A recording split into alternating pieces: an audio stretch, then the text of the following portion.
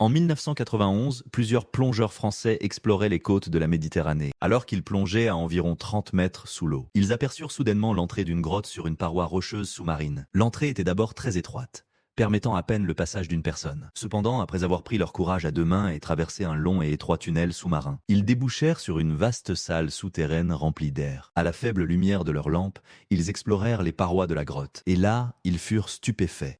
Sur les parois rocheuses étaient peints à profusion des animaux préhistoriques abstraits et d'étranges symboles. Mais le plus étrange, c'est que, parmi ces peintures, se trouvaient également de nombreuses. On aurait dit les marques laissées par des artistes préhistoriques. Cependant, lorsque les plongeurs s'approchèrent pour mieux voir, leurs yeux s'écarquillèrent soudainement. Et en même temps, elles ne ressemblaient pas vraiment à celles d'humains. De plus, elles n'étaient pas tout à fait humaines, car ces mains, bien qu'ayant une forme vaguement humaine, avaient de nombreux doigts visiblement plus courts d'une phalange que les nôtres, comme si la longueur des doigts pouvait s'étirer ou se rétracter à volonté. Pendant longtemps, ces empreintes de mains sont restées un mystère. Ce n'est que bien des années plus tard que les anthropologues ont finalement compris. Tout provenait du fait qu'au sein des groupes d'artistes préhistoriques qui ont créé ces peintures rupestres, il était très probable qu'une tendance de mode inimaginable était en vogue. En d'autres termes, ils se coupaient quelques phalanges de leurs doigts.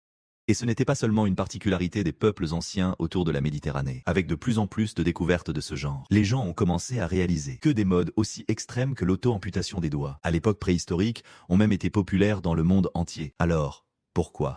Qu'est-ce que les anciens ont bien pu traverser pour être aussi obsédés par leur apparence et leur maquillage? Et en plus, à cette époque, où les transports se faisaient principalement à pied et la communication par cri, comment cette tendance a-t-elle pu se propager partout dans le monde? Et derrière tout cela se cache peut-être le secret de la domination humaine sur le monde.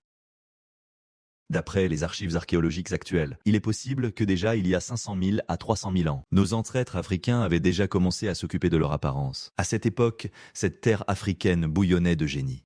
On voyait les anciens Homo erectus se retirer progressivement de la scène de l'histoire. Tandis que l'homme de Heidelberg, l'Homo sapiens et nos ancêtres Homo sapiens de l'époque, une nouvelle génération d'humains au cerveau plus développé, devenaient les héritiers de cette terre. C'est peut-être aussi parce que leur intelligence prenait progressivement le dessus, que ces premiers humains ont commencé à explorer plus en profondeur les matières premières pour la fabrication de leurs outils en pierre. Par exemple, ils trouvaient de temps en temps dans le sol une pierre rouge à la texture friable. Cette pierre est appelée.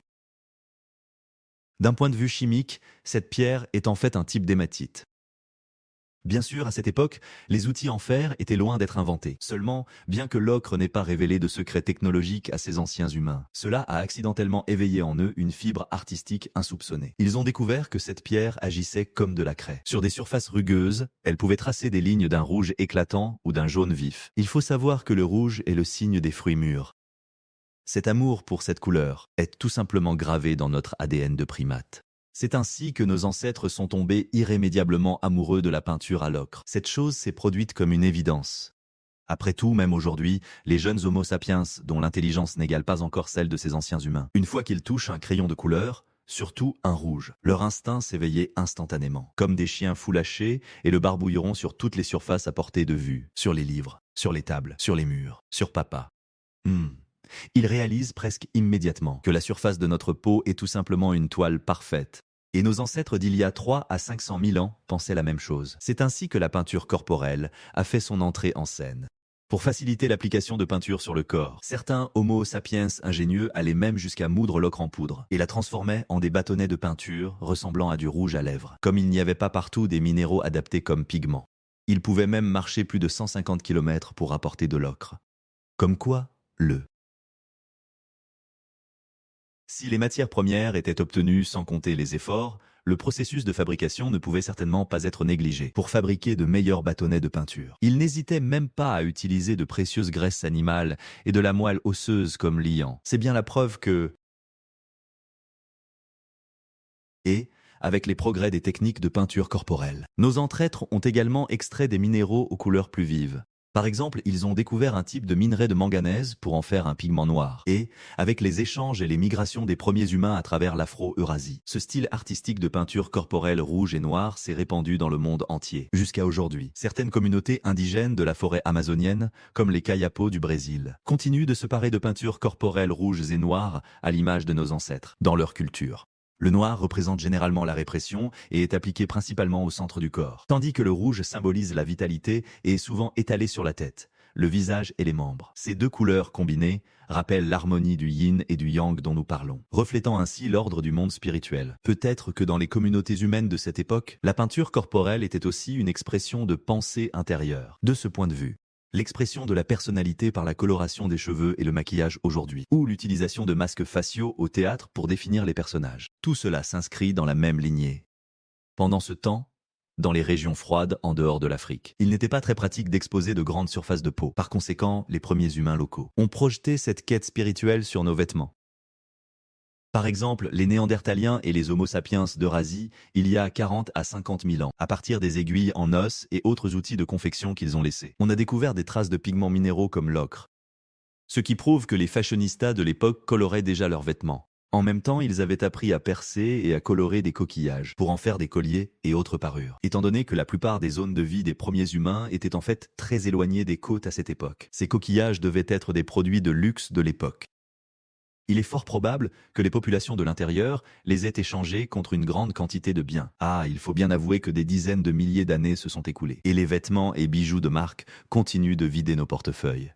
Si cette étape des pratiques de nos ancêtres était encore considérée comme normale. Cependant, entre 26 000 et 19 000 ans avant notre ère, à l'époque où nos Homo sapiens dominaient déjà le globe, la mise en beauté humaine a soudainement pris une tournure un peu étrange. Exactement. Cette pratique d'auto-amputation des doigts dont nous avons parlé au début s'est répandue comme une traînée de poudre à travers le monde. Il faut savoir qu'à l'époque paléolithique, on ne pouvait pas fabriquer d'instruments chirurgicaux très précis à la main. Les techniques de désinfection et d'analgésie se limitaient probablement au feu et aux herbes médicinales. Les plaies ainsi infligées pouvaient facilement s'infecter ou provoquer des douleurs chroniques. Mais les gens de cette époque pouvaient, encore et encore, s'amputer un segment de doigt à intervalles réguliers.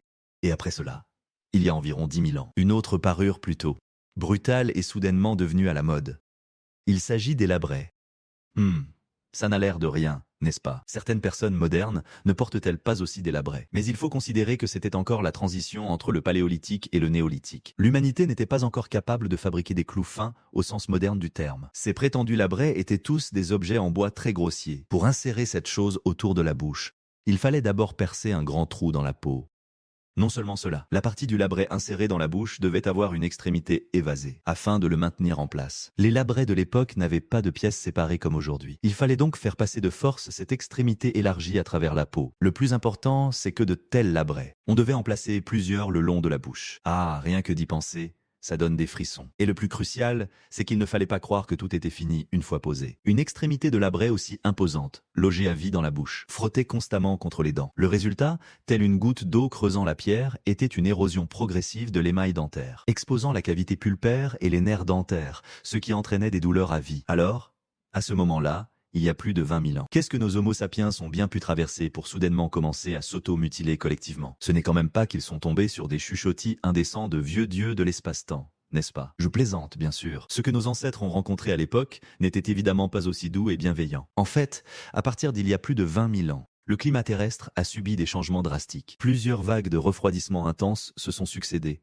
connues sous le nom de dernier maximum glaciaire. En un clin d'œil, la calotte glaciaire arctique a englouti toute l'Europe du Nord, et même le sol a été rabaissé par d'épaisses couches de glace. Ainsi, les populations anciennes vivant en Europe du Nord se sont précipitées vers le sud, fuyant cette prison de glace. Le résultat, c'est que la densité de population du sud de l'Europe a explosé en un instant. Mais le problème, c'est que même cette région du sud de l'Europe, frappée par la catastrophe, n'était pas en très bon état. Finalement, dans un désespoir extrême, les Homo sapiens ont commencé à pointer leurs haches de pierre et leurs lances en os vers leurs semblables. Mais il est évident que la capacité de combat individuelle de l'être humain est limitée. La voie de la victoire réside toujours dans la supériorité numérique. Alors, rassembler plus de personnes, des personnes plus proches, est devenue la seule voie de survie dans ce monde chaotique. Et l'amputation des doigts est un produit de ce contexte.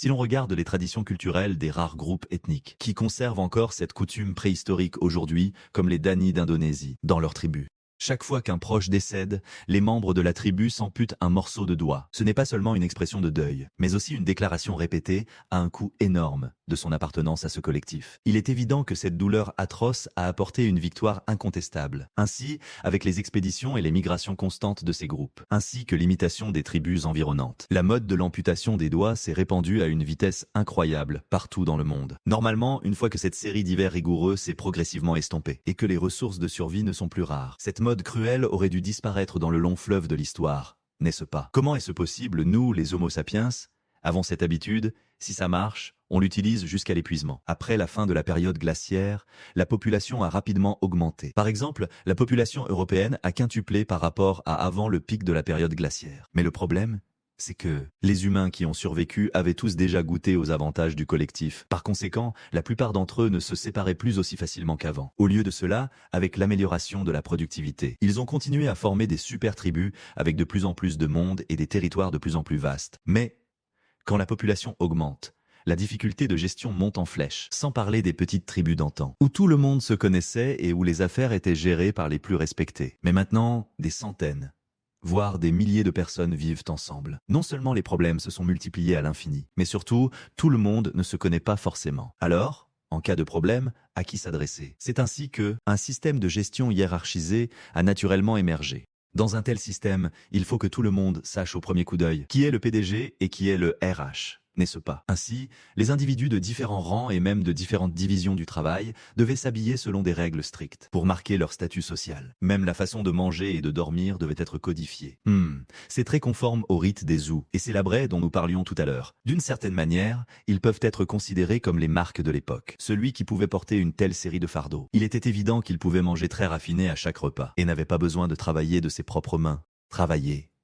Travailler quoi? Quand ma grand-mère a suivi le glacier pour entrer dans la passe à l'époque, elle avait déjà fait tout le travail pour ma génération. Cependant, avec le développement des temps, ces pharaons et empereurs ont semblé reprendre leurs esprits. Ces gadgets qui affectent le travail, peu importe, mais ils affectent la vie. J'ai passé tant d'années, dépensé tant d'argent, élevé tant de monde. Je ne peux même pas en profiter un peu. Ainsi, nous voyons qu'avec le temps et l'abondance matérielle, les gadgets barbares et sanglants comme l'amputation des doigts et les labrets sont progressivement tombés en désuétude. Mais les vieilles familles nobles ne pouvaient pas se passer de leurs symboles distinctifs. Alors, des maquillages relativement plus doux ont commencé à devenir la norme, comme la déformation crânienne, comme nous l'avons dit précédemment, pour que nous, les humains, puissions naître sans problème tout en augmentant la taille de notre cerveau. Nous avons délibérément retardé le développement du crâne du nourrisson. Par conséquent, à la naissance, nos os du crâne ne sont pas encore complètement fusionnés. Et là, il y a matière à manipulation. Les gens plaçaient des planches de bois sur le front et l'arrière de la tête des nourrissons, puis les serraient fermement. De cette façon, sous la pression des deux côtés, le crâne ne pouvait s'allonger que vers l'arrière et le haut pour s'agrandir, créant ainsi une forme de tête allongée, presque comme un crâne de cône. Les plus anciens crânes allongés découverts à ce jour sont apparus il y a près de 20 000 ans. Mais ce n'est qu'après l'entrée de l'humanité dans l'ère agricole qu'ils ont véritablement conquis le monde entier et se sont liés à la classe supérieure. Des pharaons égyptiens aux nobles mayas. Tous se sont fait allonger le crâne pour montrer leur supériorité. Mais même si cela n'avait pas d'effet secondaire à long terme, le processus était tout de même un peu douloureux, sans parler du niveau inégal des médecins formés de diverses manières. Un coup trop fort. Et 5 ans plus tard, une dispute pour un chignon pouvait faire exploser une bouteille, projetant de la cervelle partout. Ce n'est bon pour personne, n'est-ce pas? Ainsi, au fil du temps, les descendants de nos ancêtres n'ont finalement plus eu besoin de se faire presser le crâne par des planches. Et les symboles d'identité de leur corps ont migré vers leurs vêtements et coiffes. Les labrets et ornements de nez anciens sont devenus les broderies des robes officielles, les coiffes et les épingles à cheveux, jusqu'aux épaulettes, médailles et uniformes colorés d'aujourd'hui. Mais le problème, c'est que les vêtements restent des objets extérieurs. Un jour, il fait froid, et quelqu'un pourrait accidentellement enfiler une robe jaune impériale ou autre. Alors, n'y a-t-il pas un truc qui puisse être lié à soi, sans affecter la santé et qui soit particulièrement voyant? Mais si, mes amis, mais si, ce sont nos cheveux. Malheureusement, les cheveux se conservent très difficilement en fossiles. C'est pourquoi nous ignorons la plupart des coiffures de nos ancêtres. Mais heureusement, il y a environ 30 000 ans, les Homo sapiens d'Europe ont commencé à aimer le bricolage. Ah non, la sculpture. Ils ont créé de nombreuses statuettes en pierre pour représenter les plus belles déesses de leur cœur. Ces sculptures exagéraient souvent les caractéristiques féminines, y compris la coiffure. Bien que les œuvres de ces artistes européens de l'époque soient un peu étranges, nous pouvons tout de même y apercevoir que les coiffures de ces femmes préhistoriques étaient majoritairement des tresses serrées. Ce n'est pas si surprenant. Après tout, les Néandertaliens, bien plus tôt, savaient déjà tresser des cordes. Si vous appliquez cette technique à la tête, c'est à peu près ça, des tresses? Non. En fait, d'après les recherches archéologiques actuelles, du néolithique au début de l'âge du bronze, les coiffures humaines étaient presque toutes des tresses de toutes sortes. Les peintures rupestres européennes représentent souvent des figures avec de longues tresses. En Asie, les figurines humaines exhumées des sites de la culture de Hongshan, il y a 5000 ans, ont également des tresses, et elles sont enroulées et fixées au sommet de la tête. De plus, à cette époque, les cheveux longs et les tresses n'étaient pas l'apanage des femmes. De nombreuses figurines masculines de l'Europe préhistorique avec de longues tresses possèdent également des organes génitaux ou des armes typiques des hommes adultes. Certains hommes aimaient même ajouter une touche d'originalité à leurs tresses. Par exemple, les guerriers masculins des ancêtres de l'homme de Heidelberg aimaient porter un chignon sur le côté de la tête. L'homme de Heidelberg, c'est déjà du passé, n'est-ce pas? Il n'est donc pas surprenant que les coutumes de tressage aient progressivement décliné. Les coiffures ont naturellement remplacé leur place écologique. Ainsi, nous voyons qu'à mesure que les civilisations et les anciens royaumes surgissaient partout dans le monde, les coiffures humaines sont également devenues plus diverses. Mais que ce soit par les fouilles archéologiques ou l'étude de certaines ethnies modernes, tout révèle que les gens de cette époque ne pouvaient pas choisir leur coiffure à leur guise. Sur leur tête, il n'y avait que des normes sociales complexes et innombrables. En général, plus une coiffure est complexe et tressée, plus elle demande de temps et de main-d'œuvre pour être entretenue. Et surtout, elle affecte le travail physique. Inutile de dire que cela devait être réservé aux personnes de haut rang. Quant à la populace, elle laissait ses cheveux lâches ou se rasait carrément la tête. Pas étonnant que les érudits prékins soupiraient en voyant des cheveux coupés et corps tatoués. Nous, les Waxia de pure souche, devions absolument avoir les cheveux attachés et coiffés. Alors, vous pensiez que la coiffure était la forme ultime du symbole social humain? Non, non, non. À mesure que les coiffures devenaient plus complexes, ces carnivores ont découvert que ce jeu était sujet aux bugs. Il faut savoir qu'avec le niveau d'hygiène des anciens, les cheveux longs et enroulés étaient, pour les parasites, un pur cadeau de la nature. Surtout dans les régions au climat chaud et humide, comme l'Égypte ancienne et le delta du Nil, où les poux étaient presque monnaie courante. Alors, les anciens Égyptiens se sont tous rasés la tête, voire sont devenus chauves. Mais en même temps qu'ils se débarrassaient de leurs soucis capillaires, les soucis de ceux qui vivaient dans le luxe persistaient. Et ils devaient continuer à les endurer. C'est ainsi que ces Égyptiens brillants et ingénieux ont inventé la perruque.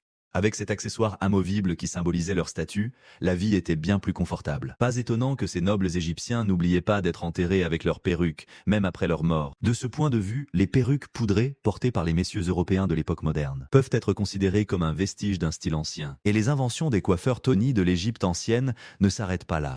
À la fin du 19e siècle, lorsque la momie du pharaon Ramsès II a été exhumée, tout le monde a été choqué au moment de l'ouverture du cercueil. Mais, ce n'est pas possible. Géographique. Ce n'est pas juste, n'est-ce pas? Les anciens Égyptiens n'avaient-ils pas tous les cheveux foncés? Comment ce pharaon a-t-il pu avoir les cheveux blonds? Eh bien, ce pharaon s'éteint les cheveux. Oui, ce pharaon s'éteint les cheveux. En fait, dès 3000 avant J. C. Les Égyptiens maîtrisaient déjà des techniques de teinture très sophistiquées. Ils utilisaient des ingrédients comme le henné pour teindre leurs cheveux en rouge ou en blond, une mode très populaire à l'époque. Cette pratique fut ensuite adoptée par les Romains du Nord. Cependant, les teintures de l'époque n'étaient pas très résistantes et s'estompaient en quelques jours. Les Germains voisins s'en réjouissaient. Regardez ces Romains. Quelle galère. Nous, on est nés blonds. Pas de souci. C'est ainsi que les perruques faites avec les cheveux des Germains devinrent l'un des trophées les plus prisés des légions romaines.